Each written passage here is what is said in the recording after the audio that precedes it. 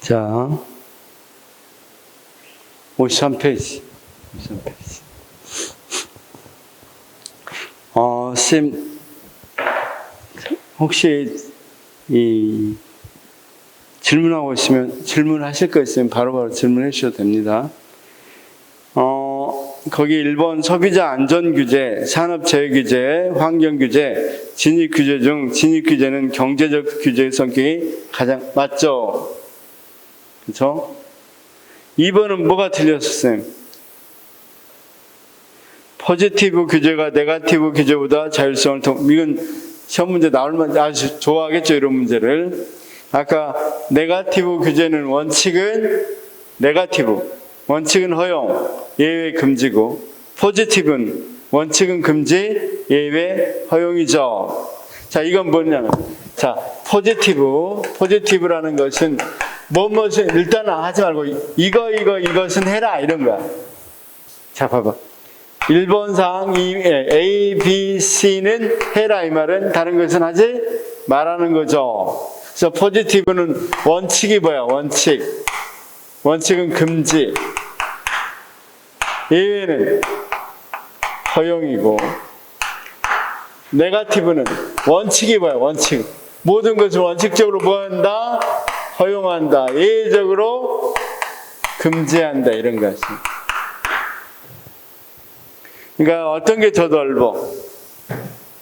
네거티브가. 그쵸? 자, 그 다음, 환경 규제와 산업 재해 규제는 사회 규제에서, 맞죠? 공동 규제는 정부로부터 유임을 받은 민간 집단에 의해서 이루어진 규제를, 제가 말씀드렸죠? 공동 규제는 정부로부터 유임을 받은 민간 집단에서 한다고 그랬어.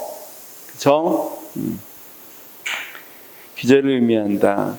그래서 민간인에서 뭐 자격증 같은 거, 뭐 하는 거, 심사에서 주는 거, 이런 것도 많이 있죠? 이런 것들을 말한다. 그걸 공동 규제라고 그럽니다.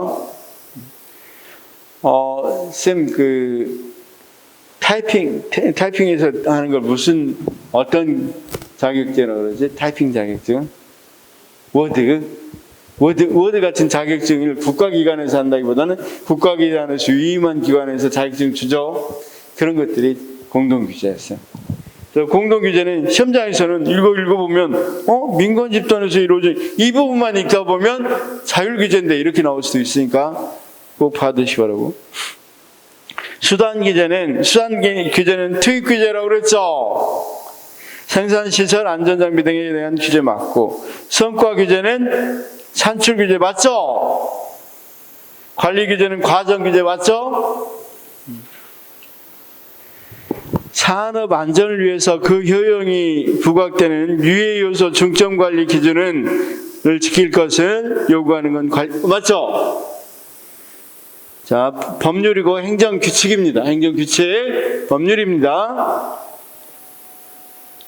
인체 건강을 위해서 개발된 신약에 대해서 부작용을 허용 가능한 발생 수준을 요구하는 것은 성과 규제다. 그렇죠.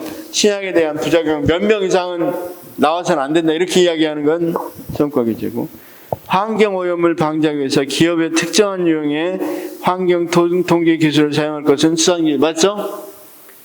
일반적으로 규제의 주체는 당연히 정부이다. 그러나 예외적으로 규제의 주체가 정부가 아니라 피규제 산업 또는 업계가 되는 경우인데 이를 잘 규제를 한다. 맞죠? 규제기관의 행정력 부족으로 인해서 실질적으로 기업들이 규제 수능 여부를 추적 점검하기 어려운 경우에 자율규제 방법을 취할 수 있다. 이것도 맞고, 자율규제는 피규제 집단의 고도의 전문성을 기반으로 하기 때문에 소비자단체의 참여를 보장하는 직접 스스로 하는 거니까 직접 규제는 아니죠. 자율규제라고 해요. 간접 규제고, 규제기관의 기술적 전문성이 피규제 집단에 비해 현저히 낮을 경우 불가피하게 자율규제에 의존하게 되는 경우도 존재한다. 맞고, 피규제 집단은 여론 등이 자신들에게 불리하게 형성되어 자신들에 대한 규제 요구가 거세질 경우 규제시를 선점하기 위해서 자발적으로 자율규제를 시도하기도 한다. 그쵸? 여기까지가 이제 방금 우리가 이야기했던 것들이에요. 그쵸?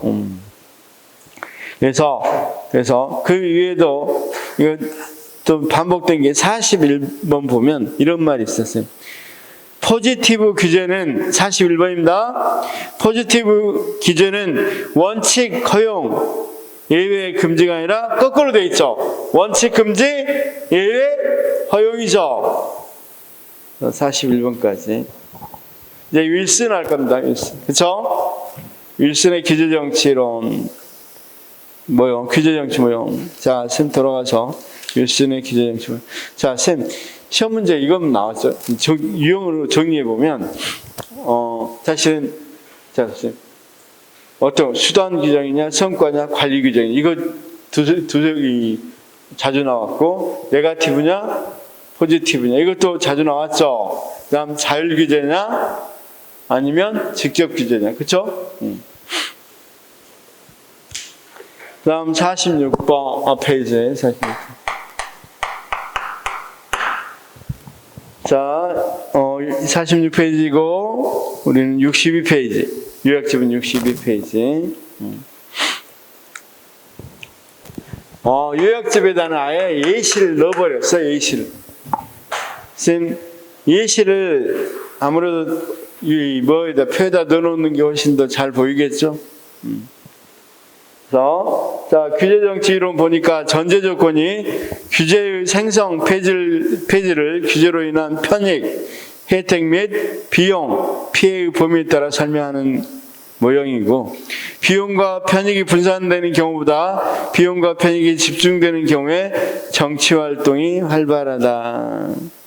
그렇죠? 로비가 이런 것들이 활발하다는 거고, 윌슨의 규제 정치 이론은 규제로 인한 비용과 편익을 중심으로 발생하는 정치적 성향과 원인에 관심을 갖는다. 다시요.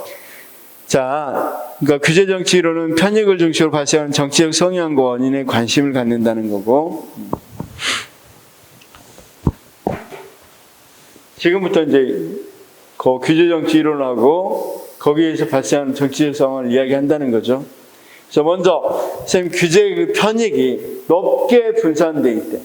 그 다음 규제 비용도 높게 분산돼 있는 거. 편익과 비용이 높게 분산됐으니까 아까 어떤 활동은 잘 안 일어나겠어. 로비나 시위 같은 건 잘 안 일어나겠죠. 그래서 그걸 무슨 정치라고 표현해? 대중정치 또는 다수결 정치. 이때는 자 뭐가 둘 다 높다고?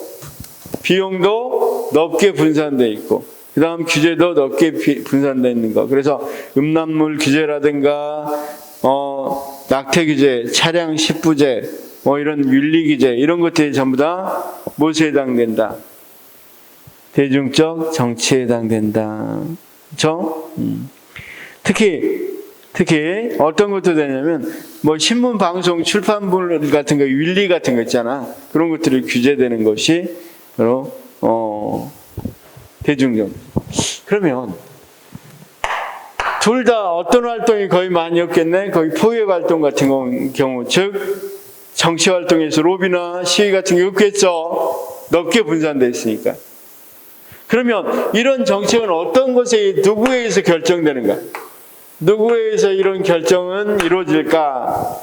그렇죠?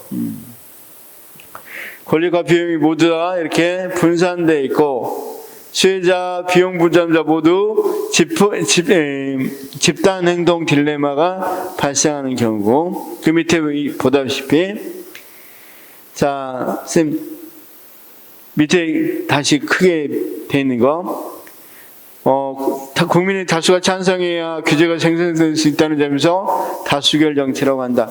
다시요. 왜 다수결 정치라고 한다고요? 국민 모두가 찬성해야 정책이 결정되니까.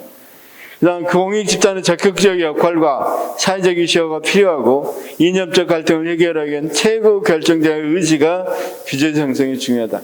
이런 거 규제할 때는 최고 결정자. 그렇죠? 자, 다수결 정치라고 왜 이야기했다고요? 이걸 규제를 실제로 음란물 규제라든가 또는 출판물 같은 거 규제를 하려면 자, 전체 다수의 생각들이 있어야 된다는 거죠. 여론이 좀 움직여줘야 된다는 거죠. 그 다음, 규제로 인한 수혜자와 비용 부담자 모두에게 집단행동 딜레마가 발생하여 정치적 위험과 논란이 여지가 적다. 자, 그 다음 이익집단. 비용은 협소하고 비용과 편익이 모두 협소한 거. 이익집단. 그쵸? 이익집단 정치. 한번 봅시다, 거기. 비용과 편익이 모두 소수 동질적 집단에 국한되는 상황이다. 대표적인 게 한약 분쟁이라고 그랬죠. 또는 의학 분업. 수혜 집단과 비용 집단의 갈등 타입으로 규제가 생성되기 때문에 이익 집단 정치라고 한다. 집단들은 자신들에게 유리하게 규제를 이끌어가기 위해서 상징 조작을 시도하기 때문에 가시성이 높다. 왜 싸우는지 가시성이 높다. 자, 의학 분업할 때 어땠어? 의사하고 약사는 자, 이제는 어떤 거 또는 한약 분업 같은 거 할 때 한약은 굉장히 자기들이 과학적이다. 그런데 이 양학 부분에서는 그거 비과학적이다. 이런 부분을 굉장히 강조를 하죠.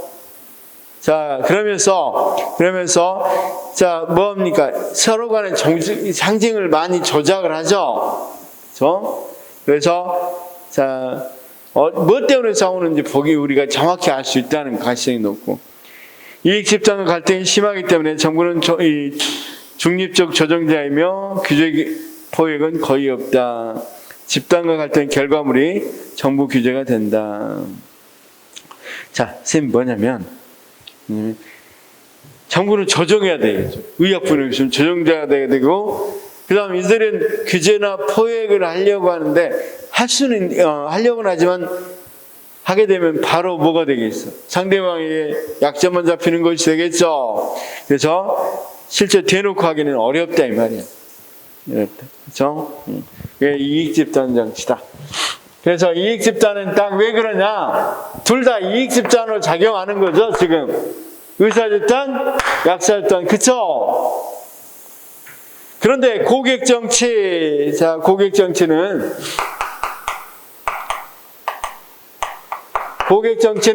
편익을 보는 것이 이 협의야, 협의.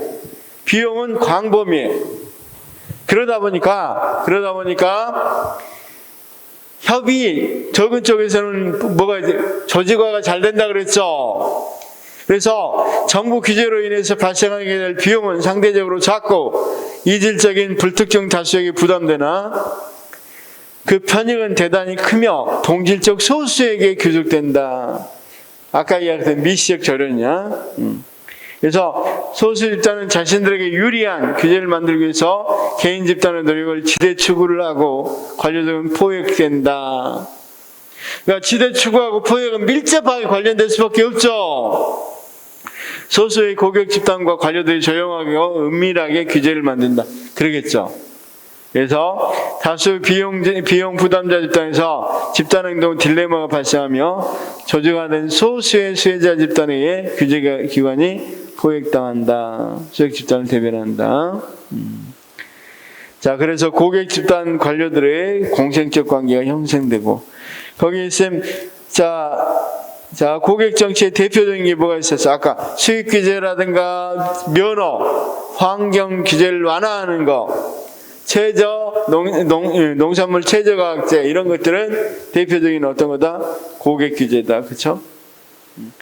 자, 봐봐. 쌤, 웬만한 사람에게 다 뭘 해줬으면 좋겠어.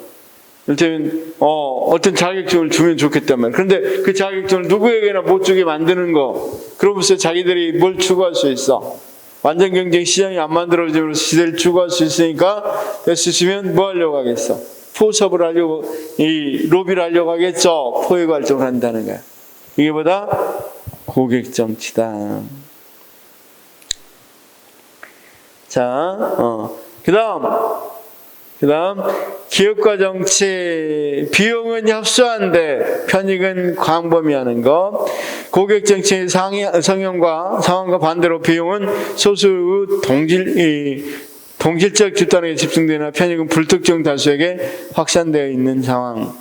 정부 내외에 있는 정책 기업가들이 잘 표명되지 못한 다수 분산된 이익들을 끌어모아 입법을 추진하거나 극적인 사건, 재난 위기 발생에서 채택될 수 있겠다.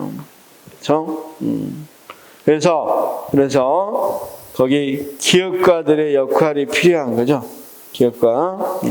이때 기업가는 실제 기업하는 사람이 아닙니다. 그렇죠? 소위 말하면 뭐 환경운동가 같은 혁명가 이런 사람들 기업가라고 여기서 표현하는 거야. 그래서 거기 있는 것처럼 정부 내에 있는 정책 기업가들이 잘 표명되지 못한 다수의 분산을 얘기했고, 그러나 다수의 집단에서는 집단행동의 딜레마가 발생하며, 집단행동의 딜레마가 발생한단 말은 조직화가 안 된단 말이야. 발생하며 조직화는 소수의 비용 부담자 집단은 규제기관을 포획함으로써 정책 채택이 어렵거나 느슨한 정책 집단이 발생한다. 그래서 환경규제처럼 규제 집행기관과 규제 대상기관 관계는 적대적이 될 수밖에 없겠죠. 그런데 어떻든 환경규제가 적게 일어나도록 포획을 많이 하려고 하겠죠. 그러면 우리가 소위 말하면 여기 같이 진입규제라든가 뭐 이렇게 최저임금제 또는 환경규제를 할 때 자기들이 규제당하면 돈이 많이 들어가잖아. 비용이 들어가잖아. 규제당하니까. 그러니까 이 사람들은 대수 주면 뭐 하려고 하겠어? 규제를 완화하려고 막 노력할 때 환경운동가 같은 사람들이 있어서 이걸 지속적으로 관심을 가져야 이 환경에 대한 규제가 결정되겠죠. 그런 사람들을 뭐라고 부른다? 기업가라고 불러. 기업가. 지금 기업하는 사람이 기업가 아닙니다. 여기서 말할 때 그런 사람들은 기업가가 있어야 된다. 이렇게 이야기할 수 있겠습니다. 자, 그러면 지금 제가 한 번만 정리해 봅시다. 자, 이렇게 정리해서 편익이 광범위한 거고 협소한 거고, 여기 비용이 광범위하고 협소한 거고, 이렇게 그려보면 금방 또 기억할 거니까. 둘 다 광범위한 걸 우리가 뭐라고 그랬어? 대중정치 또는 다수결 정치라고 그랬죠. 대중정치 모형. 그다음 편익은 협소한데 비용은 광범위해. 그렇죠? 자, 우리가 뭐가 때문에 변호사를 규제해 놓으니까, 술을 규제해 놓으니까 그래서 너무 규제가 돼버리면, 변호사 일정 못 늘리면 많은 국민들은 높은 변호사비를 대고 변호를 받아야 되겠죠. 그러니까 비용은 많은 사람들이 낸단 말이에요. 그런데 편익은 변호사들만 보는 거죠. 그 집단만. 그래서 이런 것들은 뭐라고 이야기한다? 고객정치라고 이야기한다. 고객정치. 그렇죠? 자, 맞죠? 맞아. 협소하고, 갑자기까지 했어요. 갑자기. 고객정치 맞고, 그렇죠. 비용은 협소한데 많은 편익을 갖는 경우, 그런 것을 우리가 환경 규제 같은 거에서 찾아볼 수 있다고 그랬죠. 그럴 때 누가 있어야 된다 그랬어? 기업가들이 그러니까 혁명가들이 있어야 정책을 결정할 수 있다고 그랬죠. 그렇죠? 그다음 여기는 이익 정치, 그래서 이익 집단 정치. 대표적인 게 의학 분업, 또는 한약 분업, 그렇죠? 한약 분쟁. 자, 여기까지 대강 알겠어요? 그럼 여기까지 문제만 일단 풀어봅시다. 여기까지 문제만 풀어보면, 윌슨 문제만 먼저 풀어보겠습니다. 그 다음 이제 이 규제 기본법에서 규제 기본법은 또 따로 한번 해봅시다. 자, 윌슨 문제 16번부터 윌슨의 규제 정치 모형에 따르면 규제의 편익과 비용이 모두 이질적인 불특정 다수에게 분산되어 있는 것, 모두 분산되어 있는 것 대중정치 또는 대중적 정치라고 한다. 맞고, 윌슨의 규제 정치 모형에 따르면 규제의 편익은 다수에게 분산되어 작게 느껴지고 비용은 소수에게 집중되어 크게 느껴지는 건 기업가적 정치의 모형이다. 자, 편익은 분산됐다고 그랬죠. 편익은 광범위에 분산되고 비용은 협소된다. 기억 맞죠? 기억과. 자, 그 다음 18번 윌슨의 규제 정치 모형에 따르면 기업과 정치 모형에서는 규제의 수혜자들이 잘 조직화되어 있다. 광범위하면 잘 조직화되지 않는다 그랬죠. 집단 딜레마가 생긴다 그랬죠. 자, 집단 딜레마란 말 무슨 말이면 나 아니어도 되겠지 이런 생각들이에요. 자, 그래서 18번은 규제자 수혜들이 잘 조절되어 있지 않다가 답이고, 윌슨의 규제 정치 모형 19번 모형에 따르면 환경 오염 규제는 이익 집단 정치 아니죠. 환경은 기업가 집단이라고 그랬죠. 20번 윌슨의 규제 정치 유형과 예시를 연결하면 고객 정치, 고객 농수산물에 대한 체제가 맞죠? 자, 이익 집단 신문 방송 출판물은 대중정치죠. 윌슨의 규제정치 유형과 예시를 연결할 때 대중정치 낙태에 맞고, 윌슨의 규제정치 유형과 예시를 연결하면 기업과 정치, 기업과 식품에 대한 유생기 맞죠? 교통체증 완화를 위해서 10부제 운행은 윌슨이 제시한 규제정치 이론 중 대중정치에 속한다. 맞죠? 왜냐하면 또 대중정치들이 10부제 운행하면 이득을 본 사람도 여러 사람이고 차도 되게 많으니까 비용 부담할 수 있는 분도 여러 사람이죠. 자, 그 다음 윌슨의 규제정치 이론에 의해서 고객 정치 상황에서는 저주화된 소수의 수혜자 집단의 논리가 투입되는 그렇죠? 그래서 고객이죠. 윌슨의 규제정치 이론에서 기업가적 정치는 규제의 수혜자들이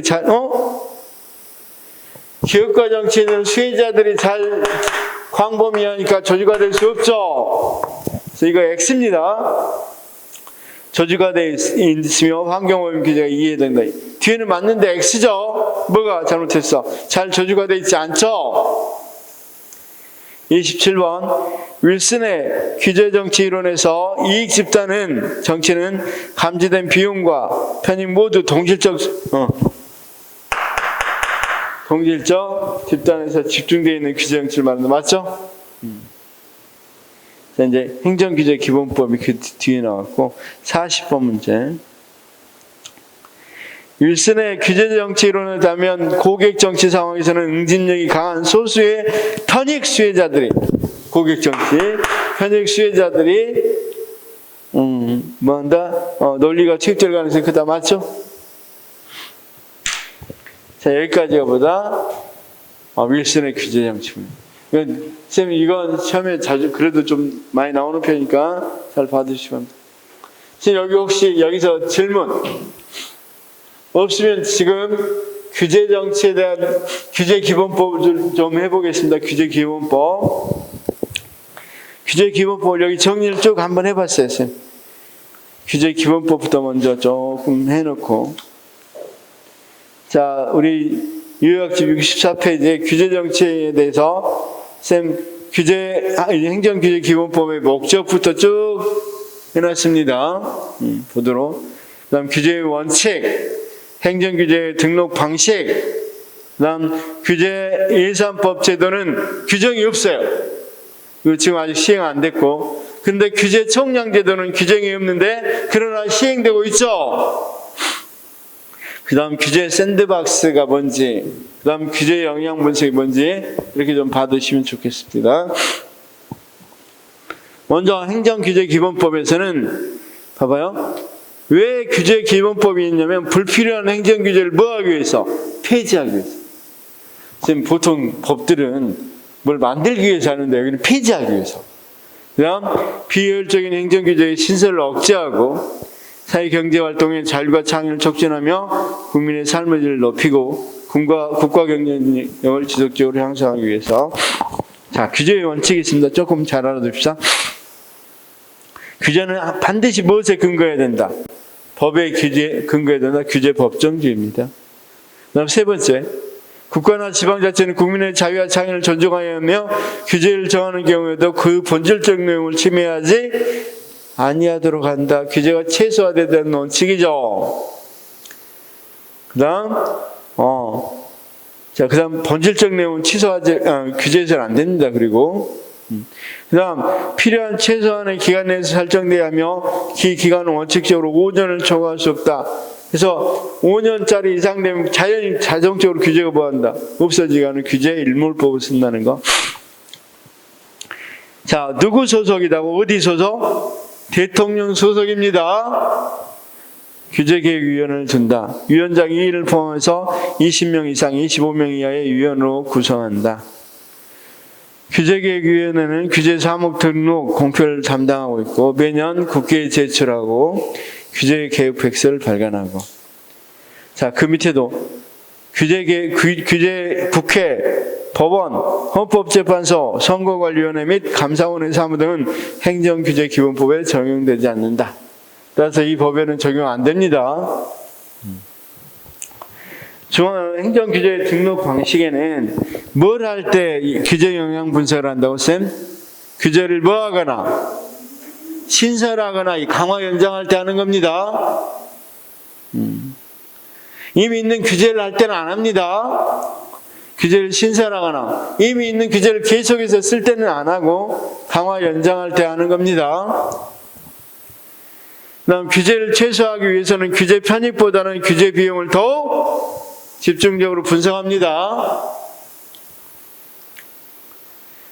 자, 그럴 때 규제가 파급 효과가 큰 것에 의해서는 중요 규제는 예비 심사는 며칠 이내, 45일 이내에 완료해야 되며 단 15일 이내에서 연장할 수 있습니다. 다음 규제 예산법 제도가 있으면 더 바람직한데 우리는 아직 행정규제 기본법에 그걸 규정하지는 않았고, 근데 규제 총량 제도가 있어요. 근데 법에는 없어. 우리 규정된 건 아니지만 시행을 하고 있다는 거예요. 규제 총량 제도 법 규정 없지만 규제개혁위원회, 아까 대통령 소속 규제개혁위원회에서 규제가 100건이라도 그러면 100건 이내에서 더 이상 하나 규제를 늘리려면 하나는 반드시 폐지해야 돼. 100건을 딱 묶어놨어. 그 규제 총량 제도고, 규제 샌드박스 읽어봐. 신기술을 활용한 신기술 서비스 제품과 관련된 규제를 법령 등이나 조례 규칙에 규정할 때에는 우선 허용하고 사유 규제. 자, 이거 중요하다. 신기술 서비스 제품이잖아. 그러니까 우선 허용해. 차후에 문제가 생기면 규제해라 이 말이에요. 이게 규제 샌드박스에서 샌드박스인데 내부는 신속 처리해줘야 돼. 굉장히 신속하게 처리해야 되고 신기술이니까. 그 다음 임시로 허가도 해줘야 되고, 그 다음 뭐 해준다? 실증을 특례해주는데 기존 규제를 해당 신기술 서비스 제품에 적용하는 것이 곤란하거나 맞지 않은 경우에도 실증으로 특례해준다. 그렇죠? 그러니까 쉽게 말해서 원래는 이거 증명을 해내야 되거든. 근데 실증은 그냥 예외적으로 인정해준다. 규제 영향 분석. 자, 이걸 하는데, 자, 봅시다. 1970년대 이후 세계 여러 국가에 소유했으며 OECD에도 채택을 적극적으로 권고, 우리나라는 1998년 규제개혁위원회를 통해서 신설, 강화, 규제 심사의 규제 영향 분석을 주요 항목으로 포함시켰다. 자, 기능으로는 사회적 자원을 효율적 배분해주고 규제 영향 분석하니까 정부가 합리적 의사결정할 수 있도록 정보를 제공해주고 정책 이해관계의 조정과 수렴의 기회를 제공하고 관료에게 규제 비용에 대한 관심과 책임성을 갖도록 유도하고. 그렇죠? 그러니까 이거 규제해야 되겠다. 그럼 그 규제 사항에 대해서 뭐 한다. 일단 뭐 핸드폰 사용에 대해서 어떤 부분을 규제해야 되겠다. 왜 규제를 해야 되는지, 규제하면 어떤 문제가 있는지를 분석하는 규제 영향 분석. 행정지도는 행정지도는 법 아닙니다. 처분 같은 법으로 하는 게 아니라 지도를 해줘, 지도. 그러니까 법적 구속력이 없다는 게 가장 큰 특징이고, 이걸 행정에 있어서 우리 쌤들 행정지도 배우죠. 행정법에서. 그걸 비권력적 사실행위라고 그러죠. 자, 그러면 그런 문제를 가지고 한번 풀어볼까요, 거기? 자, 28번 문제 한번 볼까요? 28번.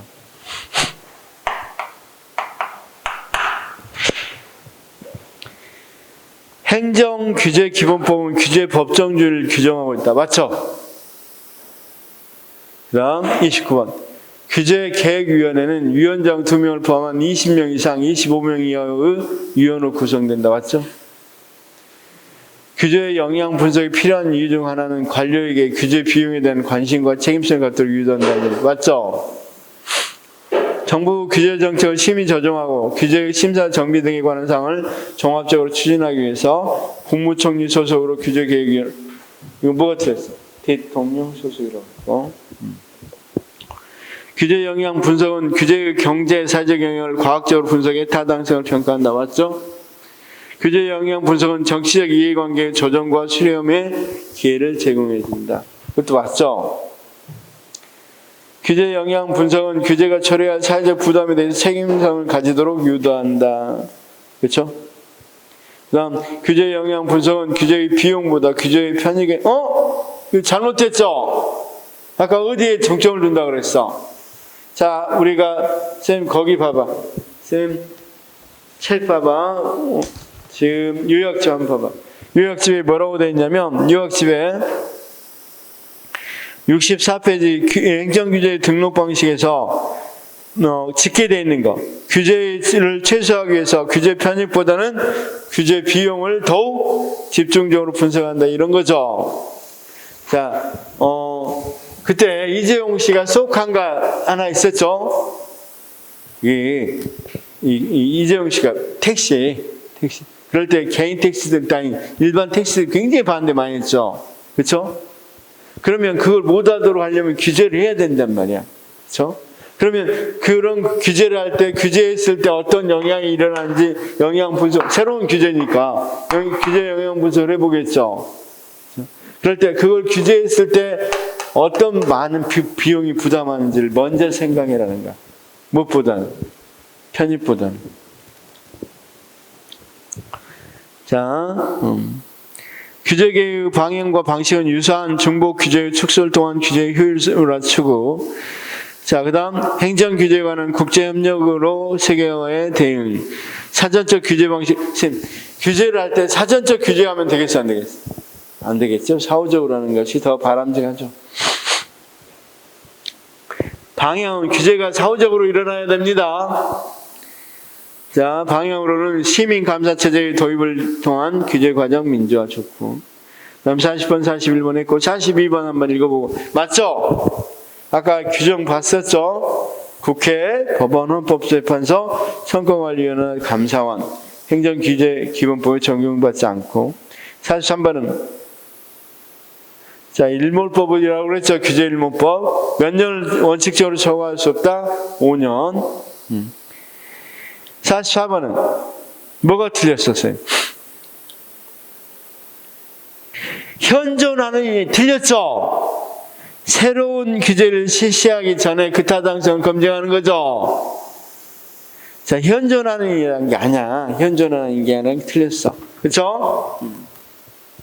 자, 그러면 자, 우리 쌤 아까 다시 돌아와서 거기 한번 봐봐. 자, 65페이지 요약집 도입하고 도입. 우리나라는 1998년 규제계획위원회를 통한 신설 강화 규제 심사에 신설 강화 규제 심사라고 그랬죠. 현존 규제하는 게 아니라 신설되거나 또는 연장이나 강화될 때 하는 거죠. 그래서 어떻게 바꿔야 돼? 신설 강화되는 규제 이렇게 나와야 되겠죠. 45번 70년대 이후 세계 여러 국가에서 도입했으며 OECD에서도 회원국들에게 규제 영향 분석의 채택을 공고했다. 맞고. 46번 규제의 역설은 새로운 위험만 규제하다 보면 사회 전체 위험 수준이 증가하는 상황을 말한다. 규제 쌤 어떤 거 거기 같이 규제의 역설은 굉장히 많다기에는 많은 역설이 있습니다. 선생님 63페이지 좀 적어봤어요. 규제의 역설이라고 해요.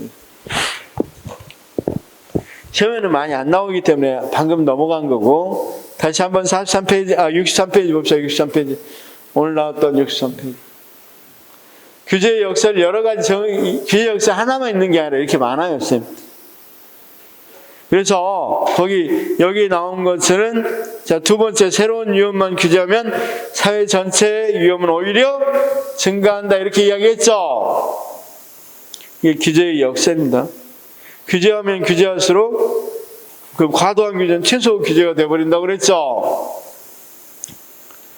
그다음 선생님 거기 보면서 같이 합시다. 그냥 규제 피라미드. 선생님 밑에 자 보시면 규제 피라미드라는 게 있는데, 자 규제 피라미드 어디에 있었냐면 규제 밑에 있구나. 규제 역설 밑에 규제 피라미드라는 게 있죠. 그냥 읽어봅시다. 거기 규제 피라미드는 규제가 또 다른 규제를 당한 결과 피규제자 비부담이 점점 늘어나게 되는 상황. 그렇죠? 점점 피라미드처럼 늘어나죠. 이렇게 위로 규제를 하게 되니까 계속해서 첫 번째 규제부터 계속해서 늘어나죠. 이렇게 규제가. 그 다음 48번 행정지도는 법적 구속력을 직접 수반하지 않는다고 그랬죠. 행정지도. 자, 행정처분하고 지도하고 생각해봐. 그래서 우리가 행정법에서는 비권력적 사실행위라고 그랬잖아. 권력이 없는. 행정지도를 받은 시민은 특정한 개인일 수도 있고 법인이나 단체일 수도 있고, 행정지도는 새로운 또는 긴급한 행정수에 응급적으로 또는 보완적으로 대응할 수 있고, 행정지도는 권력을 배경으로 하기 때문에 비권력적이라고 그랬죠. 지도 형식의 일률적인 제한. 그래서 비권력적이니까 여러 가지 방식으로 지도할 수 있어요. 뭐 정보를 제공해 준다든가, 또는 어떤 거 경고를 준다, 여러 가지 방법이 있을 수 있습니다. 과거 개발연대 행정이 민간 부문을 발전을 선도 관리하면서 행정지도 영역이 매우 확대. 옛날에는 더더욱 그랬죠. 행정지도 폐단으로 책임 소재가 그렇죠. 아니 처분은 명확히 책임 소재가 있지만 사실적 권력이니까 자 부탁했어. 근데 부탁 안 들었다. 부탁 들은 적 없는데 책임 소재가 애매하죠. 그다음 행정지도 폐단은 공무원의 재량이 많이 작용하기 때문에 형평성이 보장되기 어렵. 그럴 수도 있겠죠. 그다음 행정지도 폐단은 입법 과정 아까 비권력적 사실행위로서 입법 과정이 필요 없죠. 자, 그래서 법적 근거 없다 그래요. 없이 하는 거라고 그랬습니다. 행정 과도한 경계 확장 맞죠? 자, 여기서 어려운 거 있었어 없었어? 그러니까 쉽게 말해서 여기에다는 요약집에다는 거의 대부분을 다 넣어놓고 좀 체계적으로 한눈에 볼 수 있도록 하려고 노력을 했었어요. 그렇죠? 그래서 거기 보면 요약집에서 60 규제에 대해서 나왔을 때, 자, 규제에서 규제 기능에서 개관에서 쭉 넣어놓고, 규제 유형에서 쭉 제시해놓고, 그다음 윌슨의 규제 정치 이론 62페이지 한 페이지 다 넣어놨죠. 그다음 이제 나머지 조금 더 언급될 수 있는 것 넣어놨고, 그다음 자 거기 어떤 부분 우리나라 행정규제기본법에 대해서 행정규제기본법에서 64페이지, 65페이지 쭉 이렇게 한눈에 볼 수 있도록 해놨습니다. 자, 나중에 우리 쌤 컬러로 복사를 하고 싶으신 분들은 올려놓을 거니까 컬러 복사해도 됩니다. 자, 혹시 질문 있어요, 여기까지? 자, 한번 조금만 정리해 봅시다. 규제기본법에서 하나 물어볼게요. 규제개혁위원회는 어디 소속이라고요? 대통령 소속. 2인에서 20. 그렇죠? 몇 년, 최대 몇 년까지밖에 규제는 못해? 규제에 대한 법은 일몰법을 써서 최대 5년이라고 그랬죠. 5년을 초과할 수 없다고 그랬죠. 자, 그다음 원칙으로는 규제, 법정주의. 그다음 규제, 최소한의 법칙. 그다음 본질적인 규제, 본질적인 내용을 침해하지 않아야 된다는 원칙. 그다음 쌤 국회나 법원, 헌법재판소, 감사원, 선거관리위원회는 적용이 안 된다는 거. 그다음 쌤 규제 샌드박스 문제도 좀 나올 수 있는데 참 우리 이거 문제 풀어볼게요. 오늘 문제 지금까지 했던 거 오전에 했던 거 좀 풀어볼게요. 자, 오늘 나눠드린 것 중에서 11번 볼까요? 시장 실패. 가장 적절하지 않는 거 빨리 골라봐 쌤.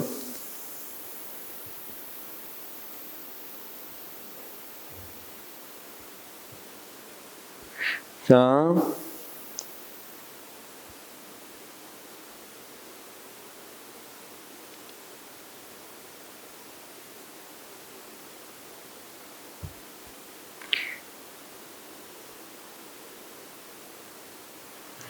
(11번) 딱 봐도 답이 보이죠? 답이 몇 번? 1번 그쵸? 보조금을 줘야지 어떻게 부담금을 줘. 그 다음 12번 공유주의 비극을 내봤어요. 공유주의 비극. 공유주의 비극에 대한 설명으로 가장 적절하지 않는 것.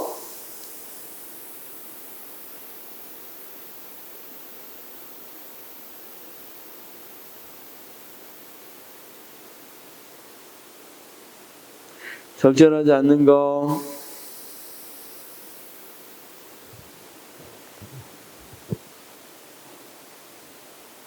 다음 몇 번? 다음 몇 번? 공유주의 비극은 3번이잖아. 그쵸? 비극인데 어떤 혜택을 준다 그러면 곤란하죠. 그 다음 13번은 정부 실패 요인 중 자기 부서의 이익 혹은 자신의 사적 이익만 추구하는 걸 내부성 이렇게 표현한다고 그랬죠. 14번은 정부 실패 요인은 옳지 않는 것.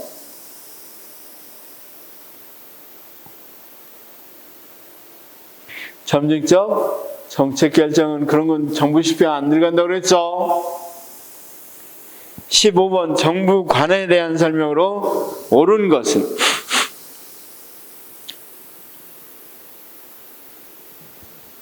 옳은 것. 15번호에서 옳은 것 몇 번?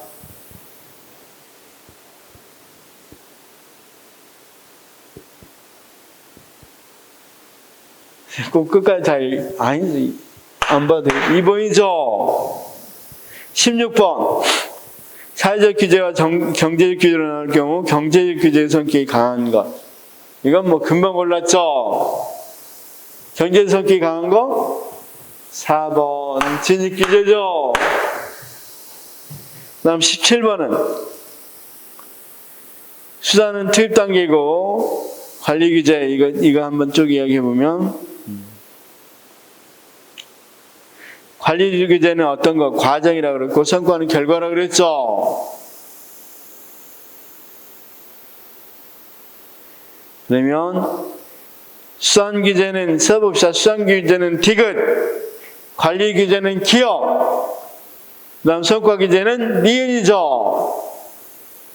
디귿, 그 다음 기억, 니은인 게 몇 번? 4번. 그쵸? 18번은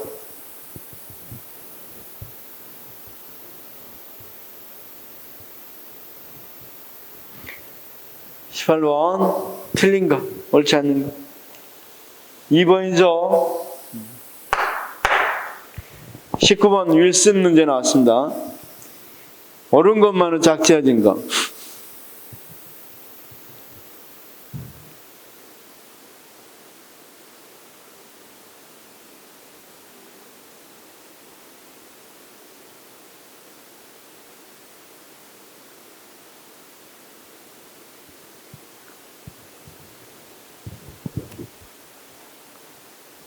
옳은 거 가와 그 나. 그쵸? 다는 규제의 수혜자들이 잘 저축화되지 못했다 그랬고, 나번은 환경오염 규제는 이익집단 정치가 아니라 기업과 정치죠. 20번은 정부 규제에 대한 설명이 옳지 않는 것.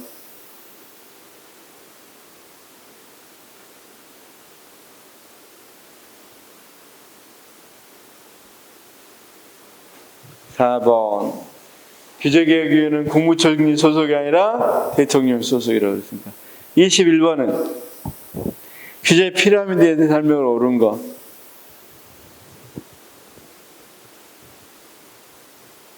피라미드니까 뭔가 점점 뭐가 돼야 되겠죠. 피라미드라는 건 이게 피라미드잖아. 그럼 점점 많아지는 걸 이야기하겠죠. 답은 2번. 그쵸? 규제 비용이 많아진 거.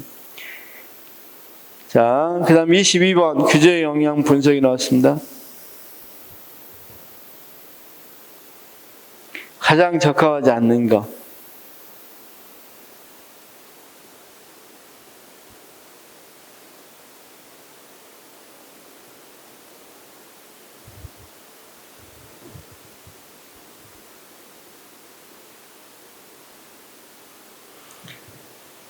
아까 이야기했죠. 현존하는 틀렸죠. 신설하거나 우리가 강화할 때 이야기한다 그랬죠. 신설, 현존하는 빼고 신설, 강화 이렇게 넣어야 되겠죠. 여기까지 문제. 자, 이것도 OX 문제하고 또 다르죠. 그래도 이렇게 객관식으로 이렇게 1, 2, 3, 4 있으면 최소한 비교 개념으로 어느 정도 풀 수는 있죠. OX보다는 조금 더 그래 쉽게 풀 수 있는 문제입니다.